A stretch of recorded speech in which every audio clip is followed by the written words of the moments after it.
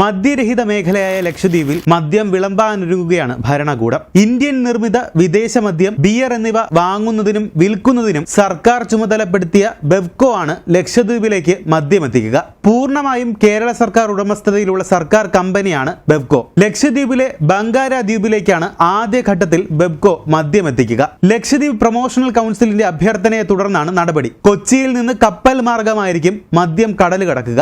4 ദിവസം മുമ്പാണ് ലക്ഷദ്വീപിൽ എല്ലായിടത്തും മദ്യം ലഭ്യമാക്കുന്നതിനുള്ള ലക്ഷദ്വീപ് എക്സൈസ് റെഗുലേഷൻ കരട് ബിൽ അഡീഷണൽ ജില്ലാ കളക്ടർ ഡോക്ടർ ആർ ഗിരിശങ്കർ പുറത്തിറക്കിയത്. എക്സൈസ് കമ്മീഷണറെ നിയമിക്കൽ, എക്സൈസ് വകുപ്പ് രൂപവൽക്കരിക്കൽ, മദ്യനിർമ്മാണം, സംഭരണം, വിൽപ്പന എന്നിവയ്ക്ക് ലൈസൻസ് നൽകൽ തുടങ്ങിയവ അടങ്ങുന്ന വിശദമായ ചട്ടങ്ങളാണ് കരട് ബില്ലിലുള്ളത്. നേരത്തെ ലക്ഷദ്വീപിൽ ടൂറിസം പ്രചരിപ്പിക്കുന്നതിന്റെ ഭാഗമായി മദ്യം ആവശ്യപ്പെട്ട് Lakshadweep tourism promotion council Kerala സർക്കാരിന് കത്ത് നൽകിയിരുന്നു. ഇതേപ്പറ്റി പഠിച്ച എക്സൈസ് കമ്മീഷണർ റിപ്പോർട്ടിന്റെ അടിസ്ഥാനത്തിലാണ് മദ്യം വിൽക്കാമെന്ന് കേരളം സമ്മതിച്ചത്. ഒറ്റത്തവണത്തേക്കുള്ള കയറ്റുമതിക്കാണ് നിലവിൽ അനുമതിയുള്ളത്. ലക്ഷദ്വീപിലെ മദ്യ നിരോധനം ഘട്ടം ഘട്ടമായി എടുത്തു കളയാനാണ് അഡ്മിനിസ്ട്രേറ്ററുടെ നീക്കം. നിലവിലെ അബ്കാരി നിയമപ്രകാരം മദ്യം ലക്ഷദ്വീപിലേക്ക് കയറ്റുമതി ചെയ്യാൻ സാധിക്കില്ല. കർശനമായ മദ്യ നിരോധനമുള്ള ലക്ഷദ്വീപിലെ ജനവാസമില്ലാത്ത ബംഗാര ദ്വീപിൽ ടൂറിസ്റ്റുകൾക്ക് മാത്രമാണ് നിലവിൽ നിയന്ത്രണങ്ങളോടെ മദ്യം വിളമ്പുന്നത്. ഇത് കവരത്തി, മിനിക്കോയ്, കടമം റിസോർട്ടുകളിലേക്ക് കൂടി വ്യാപിപ്പിക്കാൻ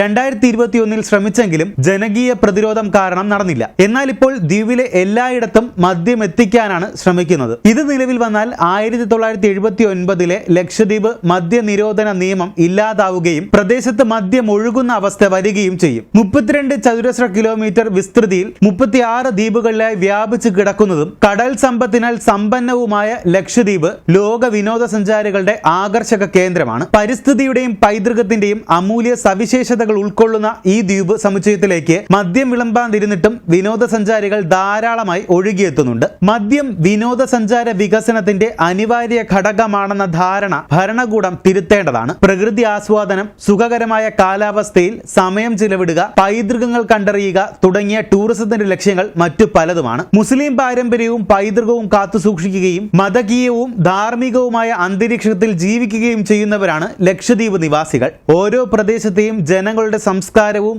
സാമൂഹികവുമായ സവിശേഷതകളും വൈവിധ്യങ്ങളും തനിമയും നിലനിർത്തലാണ് മതേതര ജനാധിപത്യ പാരമ്പര്യം. അതിന് ഘടകവിരുദ്ധമായ നിലപാടാണ് ലക്ഷദ്വീപ് അഡ്മിനിസ്ട്രേറ്ററുടെ ഭാഗത്തു നിന്നുണ്ടാകുന്നത്. ദ്വീപ് നിവാസികളെ സാംസ്കാരിക അധപ്പതനത്തിലേക്ക് തള്ളിവിടുകയും അതുവഴി അരാജകത്വം സൃഷ്ടിക്കുകയും ചെയ്യാനുള്ള ഫാസിസ്റ്റ് ഭരണകൂടത്തിന്റെ ഒളി അജണ്ടയാണ് ഇതിന് പിന്നിലെന്ന് സംശയിക്കേണ്ടിയിരിക്കുന്നു.